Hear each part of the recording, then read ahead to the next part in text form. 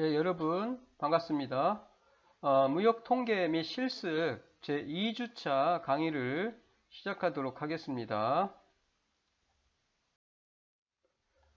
중간 시험까지는 우리가 다룰 내용은 어떠한 특성 값을 사용을 해서 어떻게 비교를 하고 어떻게 표현을 하는지, 그리고 이러한 비교와 표현을 통해서 그로부터 우리가 원하는 필요로 하는 정보를 끄집어내는 데까지 다룰 예정입니다. 일단 제1장 서론 통계학 입문, 통계학이란 무엇인지에 대해서 간단히 살펴보도록 하겠습니다. 다시 말씀드려서 통계란 것이 언제 유용한지, 어디에 통계학이 사용이 되는지에 대해서 살펴보도록 하겠습니다. 우선 통계학이란 관심 대상이 되는 자연현상 혹은 사이현상으로부터 숫자와 정보인 자료, 숫자입니다. 숫자와 정보, 숫자와 데이터예요. 숫자와 정보인 자료를 수집하고, 컬렉션, 수집하고 정리 요약입니다. summarization, 정리 요약하고 분석을 합니다. 이를 근거로 해서 우리가 어떻게 표현을 해요? 어떻게 표현해? 숫자나 그래프로 표현을 합니다. 이를 통해서 우리는 뭐예요? 우리가 원하는 정보, 우리가 원하는 정보를 얻는 과정에 관련된 이론과 방법에 관한 학문이라고 할 수 있겠습니다. 자, 다시 한번 설명을 드리도록 하겠습니다. 통계학이란 것은 관심 대상이 되는 자연현상 혹은 이 사이현상으로부터 숫자와 정보예요. 숫자와 정보인 자료, 데이터죠. 자료를 수집하고, 컬렉팅, 수집하고, 그리고 이 수집된 자료를 어떻게 해요? 정리 요약하는 거죠. 정리 요약. 그리고 뭐예요? 분석을 합니다. Analyzing. 분석을 통해서 뭐를 해요? 표현을 합니다. 어떻게? 그래프나 혹은 숫자로 표현을 합니다. 이로부터 우리는 우리가 원하는 정보, 다시 말씀드려서 우리가 의사결정을 하고 행동하기 위해서 행동하는 데 필요한 이 원하는 정보를 얻는 과정에 관련된 이론과 방법에 관한 학문이라고 할 수 있겠습니다.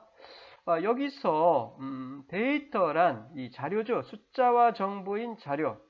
데이터라는 것은 개체나 현상의 특성을 나타내는 숫자나 문자를 나타냅니다. 주가 지수, 주가라든가 매출액, 이건 말 그대로 그냥 숫자 정도죠. 기업의 유형은 다른 어떤 문자로 표현을 할 수도 있고요. 혹은 숫자로 표현을 할 수 있겠죠. 혹은 업종, 이런 것들을 말합니다. 그리고 우리가 필요로 하는 이 정보라는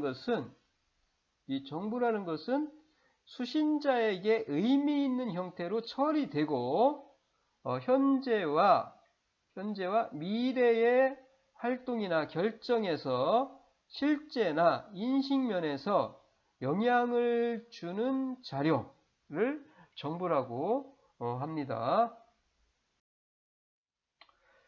자, 그러면 이 통계학이란 무엇인지에 대해서 학문적으로 정리를 해보도록 하겠습니다. 자, 통계학이란 해결하고자 하는 문제를 대상으로 자료를 수집하고 정리하고 분석하여 뭐예요? 그 분석을 토대로 불확실한 상황하에서 앞으로 나타날 현상에 대하여 과학적인 의사결정을 내릴 수 있도록 하는 방법의 체계라고 정의를 내릴 수가 있고요. 불확실한 상황에서 의사결정 문제를 다루는 이 사회과학에서 어느 학문 분야 못지않게 이 통계학적 방법론은 아주 이 방법론의 역할은 매우 중요합니다. 모든 학문 분야에서 거의 모든 학문 분야에서 실증 연구를 통한 과학화가 급속도로 이루어짐에 따라서 이 통계학의 이용은 급격히 증가를 해왔고요. 따라서 자연과학 분야뿐만 아니라 경제학, 무역학, 경영학, 정치학, 교육학, 심리학, 심지어 언어학 등등 인문 및 사회과학 분야에서도 이 통계학의 중요성은 더욱더 강조되고 있다라고 할 수 있겠습니다. 자, 그럼 우리가 언제 데이터를 사용하는지, 데이터를 사용하는 경우에 대해서 한번 생각을 해봅시다. 자, 우리가 데이터를 사용해서 언제 데이터를 사용해요? 자, 국가의 어떤 상태를 알기 위해서, 파악하기 위해서 데이터를 사용하죠. 자, 이와 같이 데이터를 사용해서 우리는 그 국가의 상태를 알 수가 있습니다. 데이터를 사용해서 그 국가의 상태를 파악할 수가 있다는 얘기죠. 그리고 데이터를 사용해서 경기의 어떤 상태, 수요의 증가라든가 등등, 고용의 증가라든가 등등을 통해서 우리가 경기가 좋아지고 있는지 혹은 나빠지고 있는지, 지금은 경기가 좋은지 안 좋은지 등등을 파악할 수 있다는 얘기죠. 그 다음에 숫자를 사용해서, 데이터를 사용해서 우리는 뭐예요? 그 기업의 상태를 파악할 수가 있습니다. 예를 들어서 매출액, 그 기업의 매출액이 증가하고 있다. 그 기업의 고용이 증가하고 있다. 그러면 뭐예요? 그 기업은 현재 성장하고 있다. 즉 성장성이 높은 기업이다 라고 우리가 판단을 할 수 있겠죠. 그리고 그 시장의 상태, 어떤 시장이 있습니다. 그 시장에서의 어떤 제품에 대한 수요, 소비가 증가한다 혹은 감소한다를 통해서 그 시장에서 어느 제품이 잘 팔리고 어느 제품이 잘 안 팔리는지, 어떤 제품을 선호하는지 등등을 우리가 파악할 수 있다는 얘기죠. 그리고 마찬가지로 고객을 알 수 있어요. 고객의 상태는 뭐예요?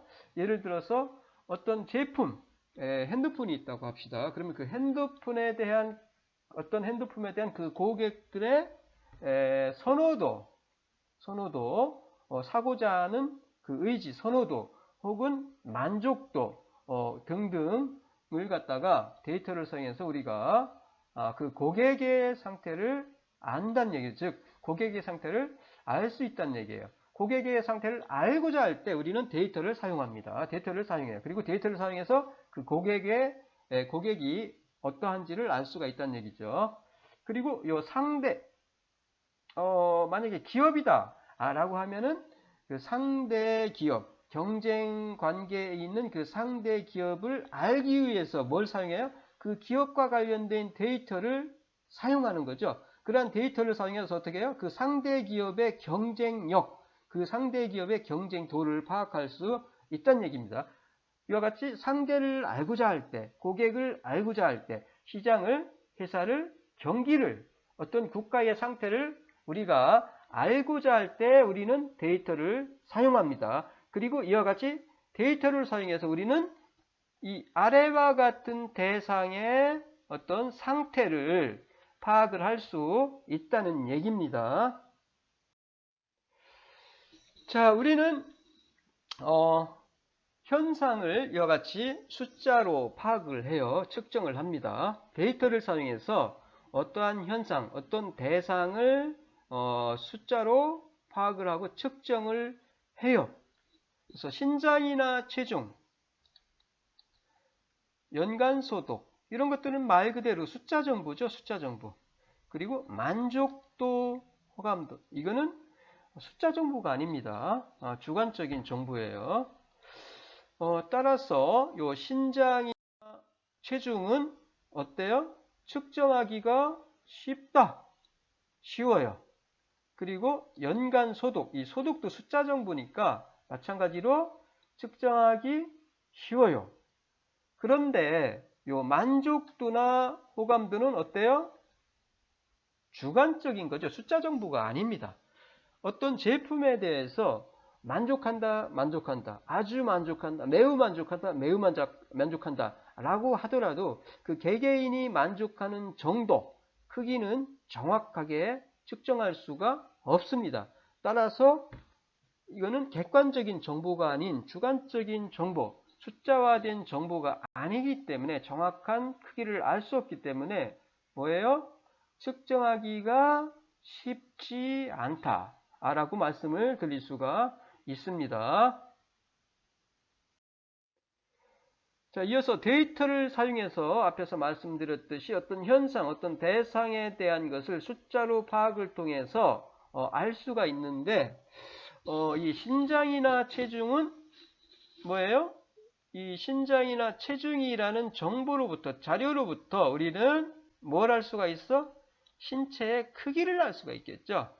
어느 반에 그 클래스의 학생들의 신장 체중을 자료를 모았어요. 그걸 가지고 평균을 내면은 대충 그 반의 그 클래스의 그 학생들의 신체의 크기를 우리가 알 수 있겠죠. 그리고 마찬가지로 어느 반의 그 구성원의 부모님의 소득 정도로부터 뭘 할 수 있어? 그 반의 부모님의 가계의 부유도가 어느 정도인지를 파악할 수 있다는 얘기죠. 그리고 마찬가지로 어떤 제품에 대한 만족도 혹은 호감도에 관한 자료로부터 우리는 뭘 할 수 있어? 만족도, 호감도를 우리가 파악을 할 수 있겠죠.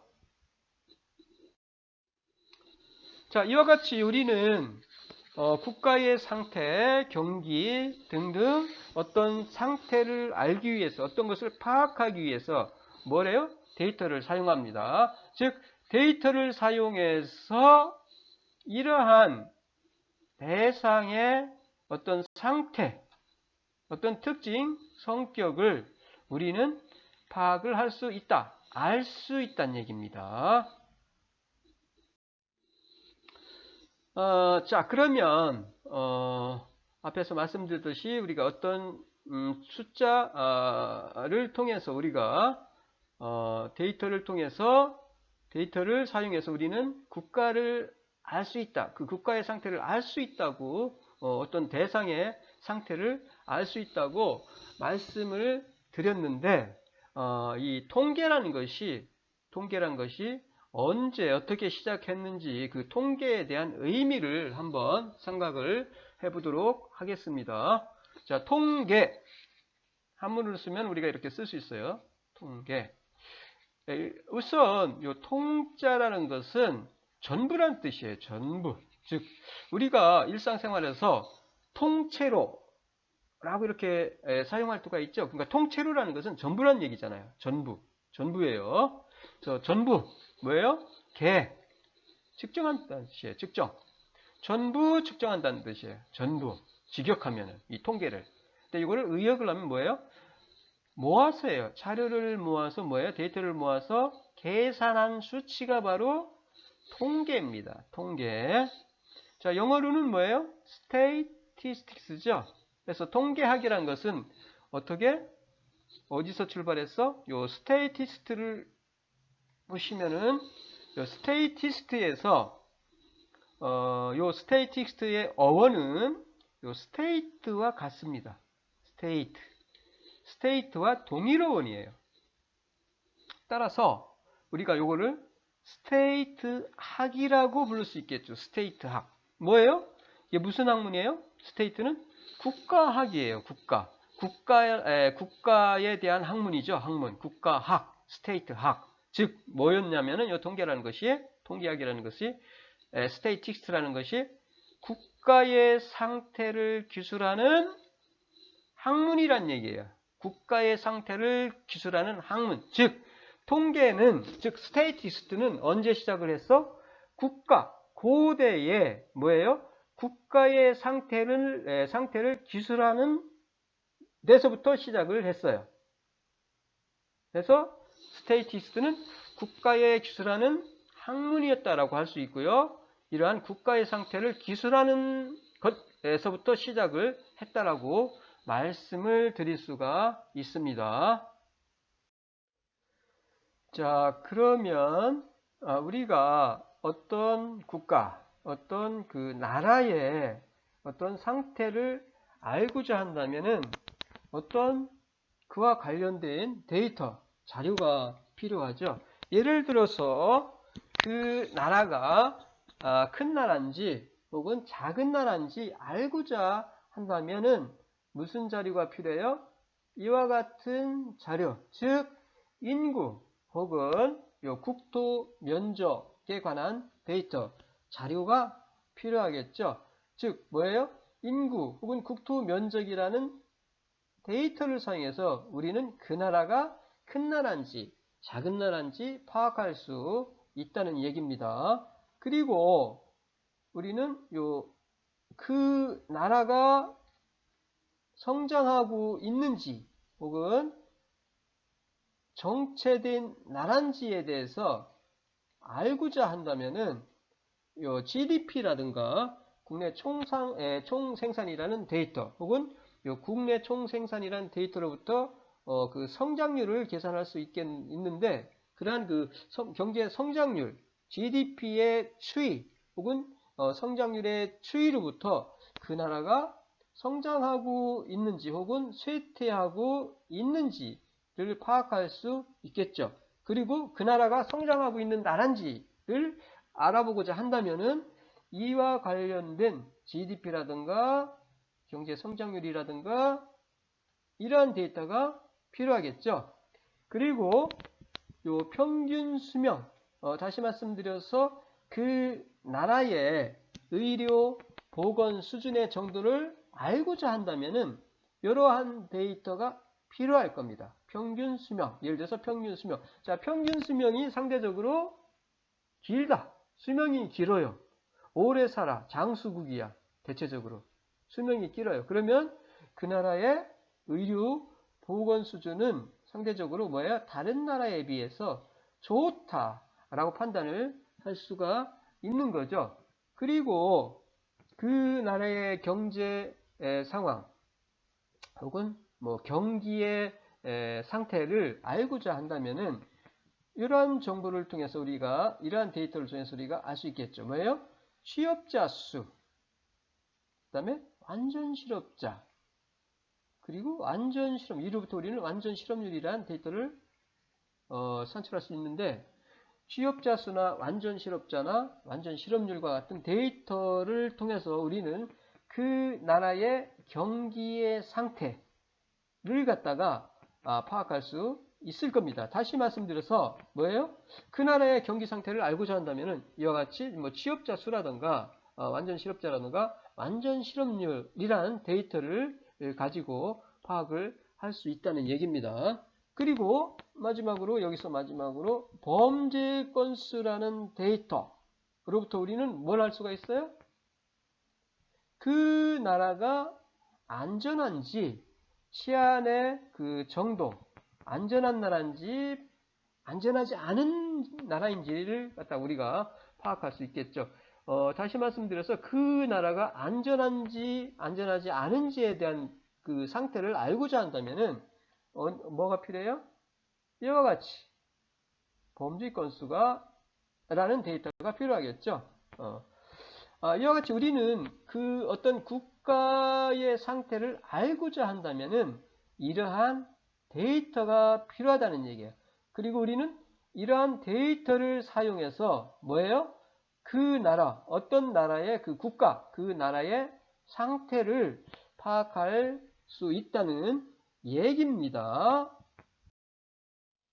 이와 같이 그 나라, 언제 사용해요? 우리는 데이터를 큰 나라인지 작은 나라인지, 성장하고 있는 나라인지 아니면 쇠퇴하고 있는지, 안전한 나라인지, 의료 수준의 정도가 높은지 혹은 낮은지에 대해서 알고자 할 때 우리는 데이터를 사용을 합니다. 이어서 우리가 통계에 대해서 그 신뢰성과 관련해서 가장 그 기초적인 내용을 생각을 해보도록 하겠습니다. 요건 실제로 이게 보도가 됐던 내용인데, 피 대통령 잘하고 있다. 예. 보시면은, 그런데 몇 퍼센트? 11.3%에 불과해요. 그러니까 이러한 그, 통계 조사를 통해서 그를 근거로 해서, 대통령이 못하고 있다는 얘기죠. 11.3%니까. 이런 보도가 실제로 되고 있는데, 어떤 사람들은, 그 신문에서 보도하고 있는 내용 믿을 수 없어. 조작이야. 라든가, 는 경우가 있습니다. 그러니까 신뢰하지 못한다는 얘기죠. 그 보도에 대해서, 그 통계 데이터를.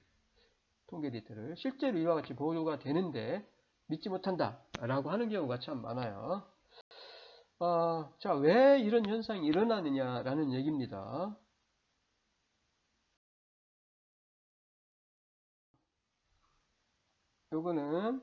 이거는 그 어느 신문으로부터 실제로 보도됐던 자료고요. L 대통령 지지율이에요. 지지율. 예, 요약을 해온 건데, K신문에서 조사한 게 지지율이 15.3이었고요. 그 다음에 D신문 19.5, 그 다음에 J신문에서 21.5. 보시면은 이 경우는 참 차이가 많이 나죠. 이 경우는 유사한데. 왜 이 지지율이 다르냐는 얘기예요. 똑같은 조사인데 지지율이 다르냐, 그 얘기입니다.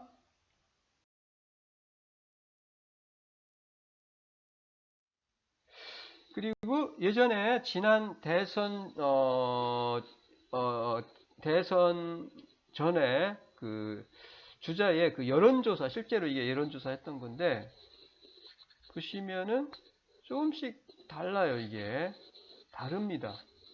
이게 갤럽에서 조사한 거하고 이게 특히나 이런 것들이 아주 많이 달라요. 다른 경우가 참 많아요. 이 경우는 뭐 큰 차이가 없는데, 이 경우 약간 다르죠. 그런데 보세요. 요 황교안 같은 경우, 정말 많이 차이 나죠. 안철수도 그래요. 보면은 안철수는 비슷하네요. 이와 같이 아주 다른 경우가 있어요. 다른 경우가 차이가 많이 나는 경우가 있습니다. 왜 차이가 나느냐는 얘기죠. 이런 것들. 위에서 본 바와 같이 같은 대상이에요. 조사 대상인데 그 조사 대상에 대해서 조사를 했는데 지지율이 어떻게? 다르게 나왔죠? 다르게 나옵니다. 왜 다르게 나오냐라는 얘기입니다. 왜? 조사표가 다르기 때문이고요. 또 하나는 오차 때문이에요. 표본 오차, 샘플링 에러 때문에 어떻게? 지지율이 다르게 도출될 수 있다라는 얘기입니다. 조사표가 다르다는 얘기는 무슨 얘기냐? 그 지지하다 혹은 지지하지 않는다라는 그 정의가 다르기 때문입니다. 달라요. 조사표에 따라서. 왜? 의도적으로 지지율을 높게 나오게 하거나 혹은 낮게 나오게 하기 위해서 그 문구를 갖다가 표현한다는 얘기죠. 그 문구를 어떻게 표현하느냐에 따라서 지지율이 올라갈 수도 있고 낮게 나올 수도 있다라는 그런 얘기입니다. 그리고 또 하나는 뭐예요? 그 질문의 구성을 갖다가 바꿈으로써 구성을 지지율이 잘 나오게 혹은 좀 낮게 나오게 그 의도적으로 구성을 그 질문의 그 순서 구성을 바꿀 수도 있다는 얘기. 그러면은 어떻게 지지율이 다르게 나올 수 있다는 얘기입니다. 그리고 이 오차죠, 오차. 샘플링 에러. 이 표본 오차라는 얘기는 표본으로부터 도출된 특성과 그다음에 실제 모집단의 특성과의 뭐예요? 차이를 말해요. 자, 위에서 본 경우는 뭐예요? 지지율인데 우리가 모집단으로부터 표본을 뽑아서 도출한 지지율이 뭐예요? 실제로 그 모집단, 선거권을 가지고 있는 그 모집단이 지지하는 요 지지율, 이 모집단의 특성, 지지율과 그 차이죠. 요 차이.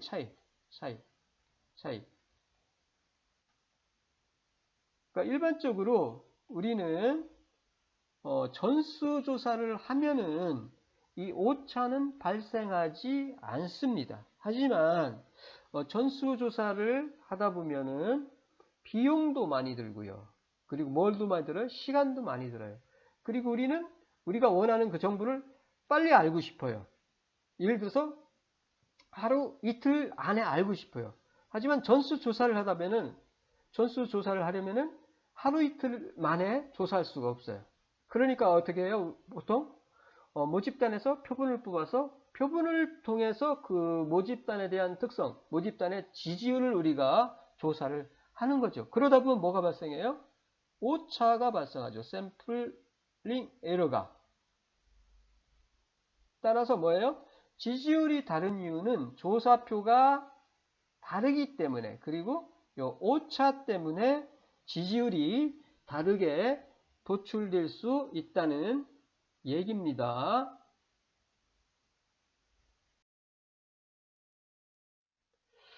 자, 그러면 우리가 기본적인 용어부터 이해를 해보도록 하겠습니다.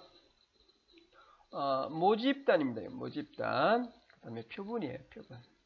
자, 모집단은 이렇게 우리가 표시할 수 있어요. 전체입니다. 예, 전체 대상, 조사 대상 전체인데 이렇게 모집단이죠. 자, 이 모집단으로부터 우리는 뽑습니다. 샘플을 뽑아요. 이게 표본이에요. 표본. 그래서 정리하면은 모집단과 표본인데 모집단과 표본. 그래서 모집단은 population 뭐예요? 정리합니다. 모집단은 연구 대상이 되는 물체나 사람들의 총체예요. 총체. 다시 학문적으로 우리가 정리하면은 관심의 대상이 되는 모든 개체의 관측값이나 측정값의 집합을 의미합니다. 측정값의 집합을 의미해요. 쉽게 생각하세요. 그냥 모집단 뭐예요? 연구 대상이 되는, 즉 조사 대상이 되는 물체나 사람들의 총체. 그러니까 연구 대상 전체 이렇게 생각하시면 돼요. 연구 대상 전체인데 그 전체는 뭐예요? 연구 대상은 뭐예요? 물체가 될 수도 있고 사람들이 될 수도 있어요. 그래서 연구 대상이 되는 물체나 사람들의 총체. 그다음에 표본은 요 샘플은 통계적 처리를 위하여 모집단에서 실제로 추출된 관측값이나 측정값의 집합을 말합니다.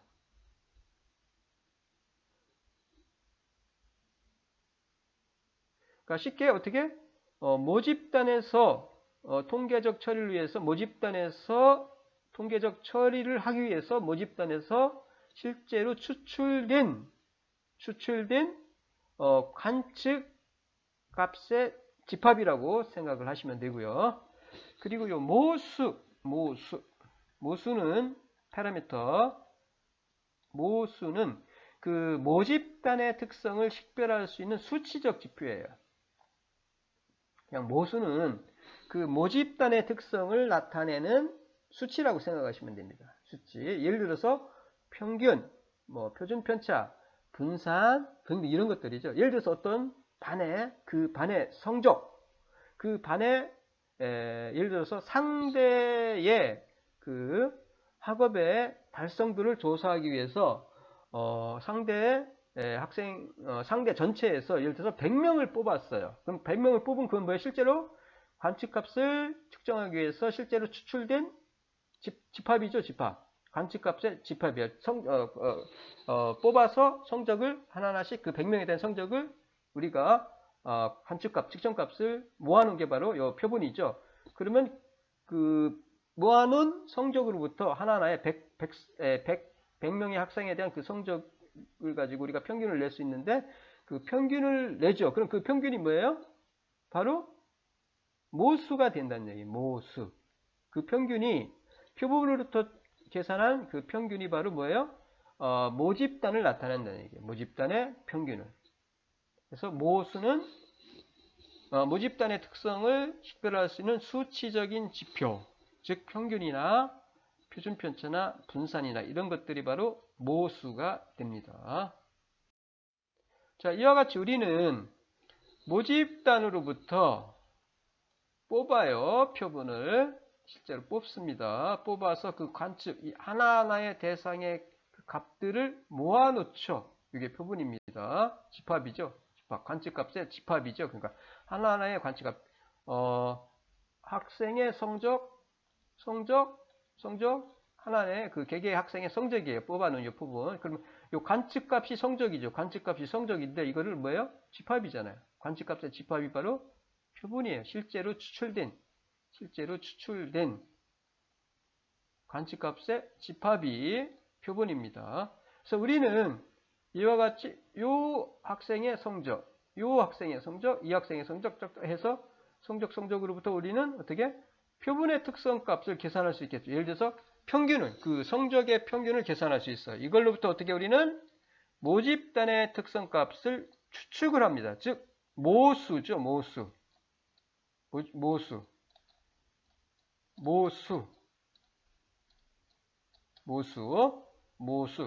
이 표본의 특성, 표본의 평균으로부터 모수의 평균을 추정을 해요. 그 모수, 추정하는 값이 뭐예요? 바로 모수, 평균이 됩니다. 이 경우는.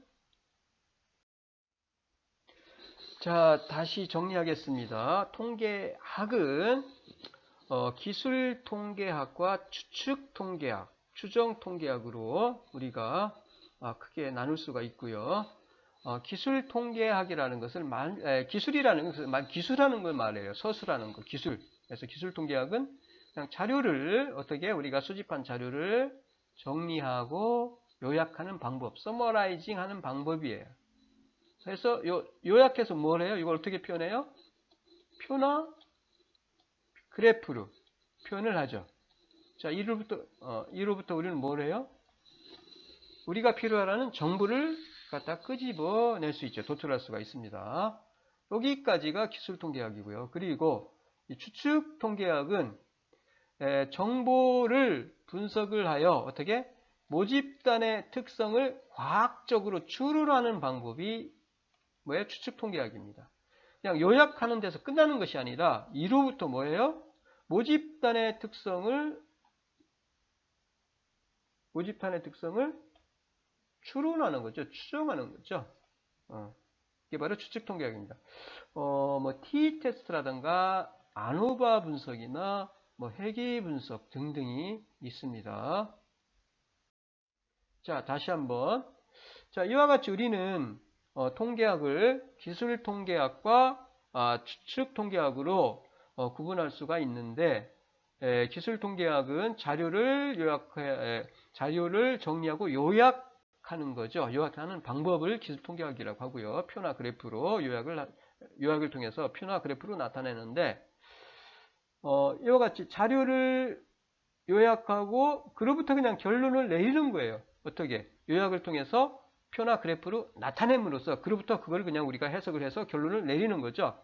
그래서 모집단에서 표본을 추출해서 그로부터 요 추출된 그 관측값의 집합으로부터 그를 정리 요약하고 결론을 내리는 것이 기술통계학이고요.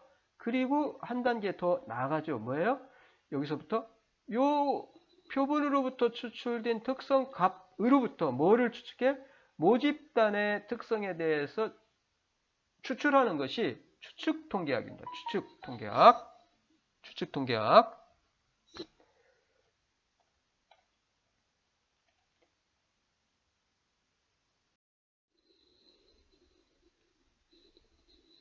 네, 앞에서 그 지지율 조사에서 그 지지율이 다른 이유에 대해서 그 질문의 내용 혹은 질문의 구성, 그리고 또 하나는 그 표본 오차 때문에 그 지지율이 다르게 나올 수 있다라고 말씀을 드렸는데, 여기서 다시 한번 그 표본 오차에 대해서 그리고 비표본 오차에 대해서 설명을 드리도록 하겠습니다. 지지율이 다른 이유는 오차 때문이죠. 그리고 질문의 내용이 다르기 때문인데, 이 표본을 수집하고 분석하여 모집단의 특성을 추론하는 과정에서 오차가 발생을 합니다. 발생할 수가 있어요. 오차에는 이 표본 오차가 있고요. 표본 오차, 그리고 앞에서 말씀드린 표본 오차, 그리고 비표본 오차, 샘플링 에러와 non 샘플링 에러가 있습니다.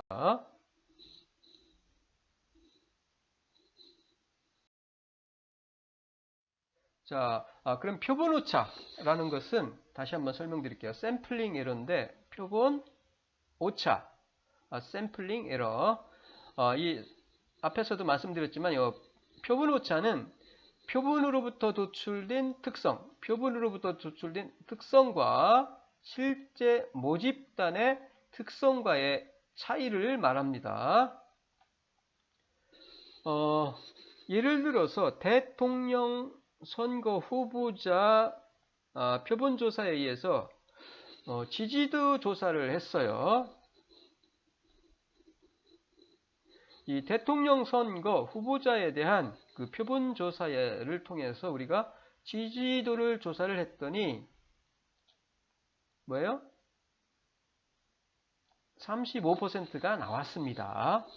그래서 우리는 표본 조사를 해봤더니 35%밖에 안 나왔으니까 이 사람은, 이 후보자는 대통령에 당선되지 않을 것이라고 우리가 생각을 했어요. 근데 막상 선거를 하고 나서 당선이 됐어요. 얼마로? 51%로. 자, 표본으로부터 도출된 값은 35였는데 실제로 모집단의 특성은 51이었어요. 즉, 이 차이가 뭐예요? 표본 오차입니다. 표본 오차. 표본 오차로 인해서 어떻게?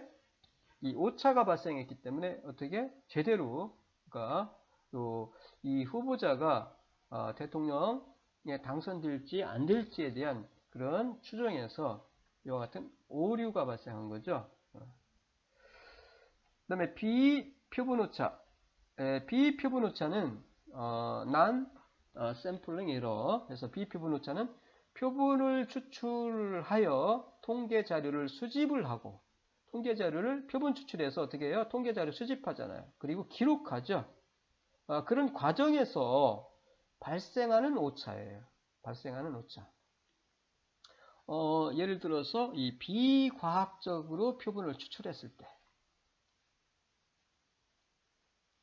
자, 그 후보자의 고향에서 표본을 추출해요. 표본을 잘못 추출한 거죠. 자, 그 고향에서 당연히 표본을 추출했다면 그 고향이니까 그 후보자에 대한 지지율은 높겠죠. 그 다음에 설문조사의 그 답변의 성실 정도. 설문조사를 하는데 답변을 합니다. 그런데 성실하게 답하지 않는 경우도 참 많아요. 실제로 제 경험인데 전화가 옵니다. 집에 있을 때 전화가 왔어요. 어떤 그 국회의원 후보자에 대한 어떤 지지율을 조사하는 그런 조사였는데 한 번은 제대로 답을 했죠. 답을 했어요. 그 후보자에 대한 지지도, 그 다음에 그 후보자가 속해 있는 정당에 대한 지지도라든가 이런 것들에 대한 질문이었는데 답을 했어요. 한번 했어요. 전화가 왔길래. 그런데 한번 그렇게 답을 하고 나니까 그 이후에 계속 오는 거예요. 전화가 여기저기서. 짜증이 나더라고요. 짜증이. 그래서 원래는 그런 식으로 조사를 하면 안 되는데, 그러니까 답을 하니까 저 사람한테 사람한테 전화하려면은 답변을 잘하는구나 라고 생각을 했는지 자꾸 전화가 오는 거예요. 그래서 어떻게 짜증나니까 나중에는 제가 제대로 답을 안 하는 거죠. 성실하지 않게 답하는 거죠. 그런 경우입니다. 그래서 설문조사의 그 답변의 성실도의 정도라든가, 그 다음에 기록 과정에서의 누락이나 그런 것을 말해요. 누락. 혹은 오기, 잘못 쓰는 거죠. 필기하는 거. 그러니까 이와 같이 자료를 수집하고 기록하는 과정에서 발생하는 오차입니다. 이런 경우입니다. 그래서 이런 경우는. 그래서 비표본 오차. 해서 표본 오차와 비표본 오차로 인해서 우리가 어떤 샘플링 조사를 할 때 오차가 발생할 수 있다는 얘기입니다. 네, 이상 제1장에서는 통계학에 대한 그 가장 기초적인 내용에 대해서 살펴봤고요. 다시 말씀드려서 통계학이란 무엇인지, 그리고 이 통계학은 언제 어디서부터 시작이 되었는지에 대해서 살펴봤고요. 그리고 언제 데이터를 사용을 우리가 하는지에 대해서 살펴봤는데, 다시 말씀드려서 데이터를 사용해서 우리는 어떤 그 대상의 상태, 성격을 알 수 있다는 것을 살펴봤습니다. 그리고 조사를 했을 때 그 결과가 왜 다르게 나오는지에 대해서 오차를 가지고 우리가 설명을 드렸습니다. 그리고 제 2장에서는 데이터를 수집하고 그리고 측정하는 것에 대해서 살펴보도록 하겠습니다. 오늘은 여기까지 하기로 하고요. 코로나 때문에 여러분 아주 답답한 날들을 보내고 있을 거라고 생각이 드는데, 힘내시라고 제가 코로나 퇴치송을 들려드리도록 하겠습니다. 자, 이 코로나 퇴치송 들으시고 힘내시고 건강한 모습으로 한 주 보내시기를 바랍니다.